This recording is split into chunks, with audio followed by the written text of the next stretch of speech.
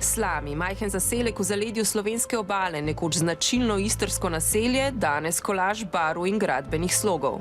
Slami sploh niso več slami, ampak je to novo naselje, ki nima veze niti z našo arhitekturo, niti z našo gradnjo, sploh pa ne, kot so bili slami nekoč.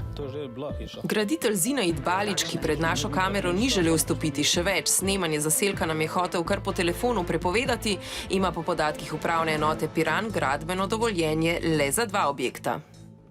To je vse v bistvu enostanovanjska hiša, etažnosti P+1, pa v nekih manjših dimenzijah. Drugih dovoljenj gospod ni pridobil. Kar pa ga ni oviralo pri tem, da bi gradil nove in nove objekte, ki se očitno ne skladajo niti s tistimi gradbenimi dovoljenji, ki jih ima. Celo tale, ki naj bi bil drvarnica, se očitno uporablja kot bivališče. Na splošno je znano dejstvo, da se investitorji večkrat poslužujejo tega, da objekte zgradijo, preden pridobijo taka dovoljenja. Zaradi nedopustnega posega v prostor oziroma prevelikega odstopanja od tradicionalne istrske arhitekture je bil zaselek zbrisan iz registra kulturne dediščine. Stavbe, ki so zrasle v zadnjih letih, namreč ne ustrezajo predpisanim tlorisom in višinam, škodijo tudi naravnemu ravnovesju. Najbolj je opazno vidno in smrdi ta kanalizacija, fekalije, ki tečejo vse povsod. Sporno je tudi, že samo da teče v gozd, bom rekel, ne glede, da teče spolje, da so pač neke njive tam, da imajo neke oljčnike. Koliko časa že opažate, da se kanalizacija oziroma te odpadne vode kar stekajo v naravo? Po mojem bo dobre 3 leta. Občina je s tem seveda seznanjena. Mi smo, bi rekel, v preteklem letu večkrat smo opozorili ustno, tudi pismeno, bi rekel, konkretnega kršitelja, na katera se naša pisanja ni odzival. Zato smo tudi jeseni z županom in z občinsko upravo šli na lokacijo in ga dodatno prepričevali, opozarjali, vendar nekako z gospodom ni možna resna komunikacija.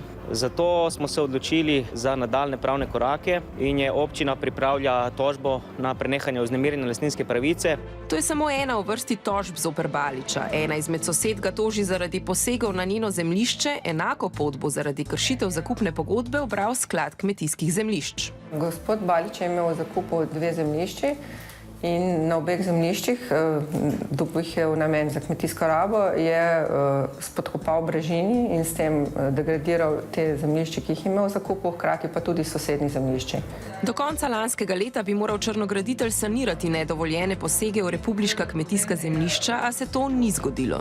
Glede na to, da gre to za kršitev pogodbe zakupne, mu je sklad zakupno pogodbo odpovedal in mu postavil dodaten rok, da sanira, in v primeru, da pač ne bo te izpolnitve, bo sklad po sodni poti izterjal vrnitev zemljišču v stanje primerno za kmetijsko rabo. A sodni postopki se vlečejo leta, poleg tega pa po naših informacijah črnograditelj odločb in sodnih pozivov preprosto ne prevzema. Zato zdaj vsi vpleteni čakajo na ukrepanje gradbene inšpekcije.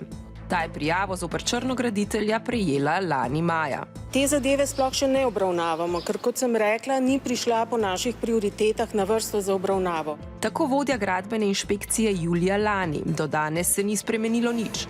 V pisnem sporočilu so nam pojasnili le, da se nujnost obravnav določa po zakonsko določenih merilih, ki med drugim onemogočajo vpliv zunanjih dejavnikov, pritiskov in izsiljevanja, ter da so zadevo odstopili več drugim inšpekcijam in uradom, od medobčinskega redarstva do tržnega inšpektorata.